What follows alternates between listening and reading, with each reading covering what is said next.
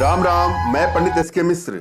इस वीडियो में हम सामुद्रिक शास्त्र के आधार पर, शारीरिक लक्षण विज्ञान के आधार पर किसी नारी के ठोड़ी, इसको हम लोग चिबुक भी कहते हैं, दाढ़ी भी कहते हैं, हनु भी कहते हैं, इस पर प्रकाश डालेंगे। आपने देखा होगा कभी कभी किसी बहनों की दाढ़ियाँ, चिबुक दो हिस्सों में बटी दिखाई देती हैं, उस पर प्रकाश डालेंगे। और किसी नारी के गाल को देख करके, कपोल को देख करके उसके व्यक्तित्व के बारे में कैसे आप जानेंगे, और किसी नारी के मुख की आकृति को देख करके उसके जीवन में घटने वाली सभी प्रकार की शुभ और अशुभ संयोग को मैं इस वीडियो के माध्यम से जानकारी देने वाला हूँ। यहाँ पर 3 बिंदु पर हम चर्चा करेंगे: दाढ़ी के बारे में, चिबुक के बारे में, हनु के बारे में, और स्त्री के गाल के बारे में, कपोल के बारे में और मुख के बारे में। ऐसे कौन कौन से दुखद संयोग हैं और ऐसे कौन कौन से सुखद संयोग हैं, हम इस पर प्रकाश डालने वाले हैं। वीडियो को ध्यान से देखने का, सुनने का और समझने का प्रयास करें। अगर किसी नारी की चिबुक, दाढ़ी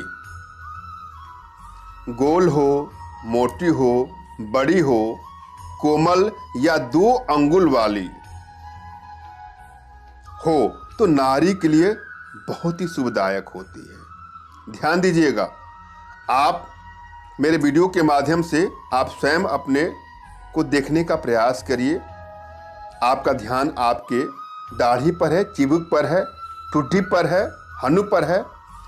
अगर गोल, मोटी, बड़ी, कोमल या 2 अंगुल वाली चिबुक, दाढ़ी नारी की है तो वह काफ़ी शुभदायक होती है।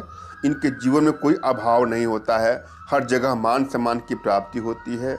इनके जीवन में प्रेम भी इनको मिलता रहता है। जिसकी चिबुक मोटी, जिसकी दाढ़ी मोटी हो, 2 भागों में बटी हो, चौड़ी या रोमों वाली हो तो उसे दूर से ही त्याग दें।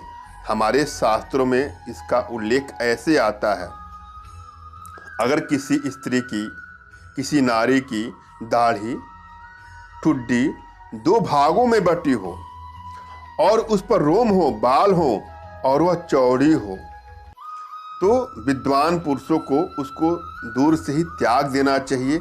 ऐसा हमारे शास्त्रों में उल्लेखित है। किसी नारी को त्याग वाली विचारधारा से मैं सहमत नहीं हूँ।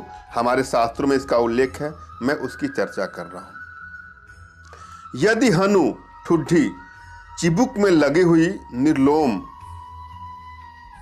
बड़ी हो या मजबूत हो तो शुभदायक होती है। अगर किसी नारी की ठुड्डी, दाढ़ी, उस पर कोई बाल न हो, कोई रोम न हो और वह बड़ी या मजबूत हो तो यह उसके लिए काफ़ी शुभदायक होती है। पर टेढ़ी, मोटी, पतली व छोटी रोमों वाली शुभदायक नहीं होती हैं। अगर ठोड़ी टेढ़ी मोड़ी हो, पतली हो, मोटी हो, रोम हो उस पर, तो वह शुभदायक नहीं मानी जाती है।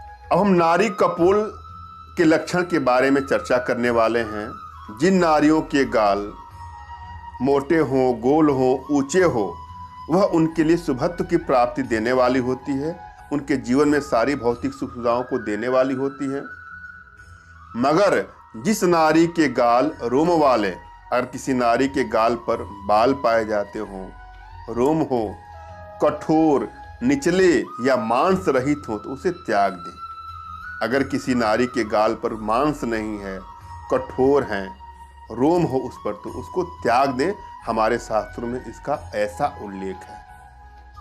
अब हम मुख लक्षण के बारे में चर्चा करेंगे। जिनका मुख समांस, चिकना, गोल और सुगंधित हो, जिसमें पितृमुख की शोभा हो, वे स्त्रियां इस लोक में धन्यवाद देने योग्य होती हैं। ध्यान दीजिएगा, जिनके मुख में मांस हो, सम हो, चिकना हो, गोल हो और सुगंध हो, और उनका मुख उनके पिता से मैच करता है, वे स्त्रियां इस लोक में धन्यवाद देने योग्य होती हैं। मैंने आप भली भांति समझाने का प्रयास किया है, आशा है आप लोग को समझ में आया होगा। फिर भी यदि आपके जीवन में कुछ नकारात्मक दुखद संयोग बना हुआ है तो निराश होने की आवश्यकता नहीं है।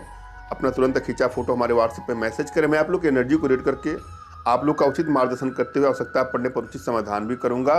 धन्यवाद। राम राम।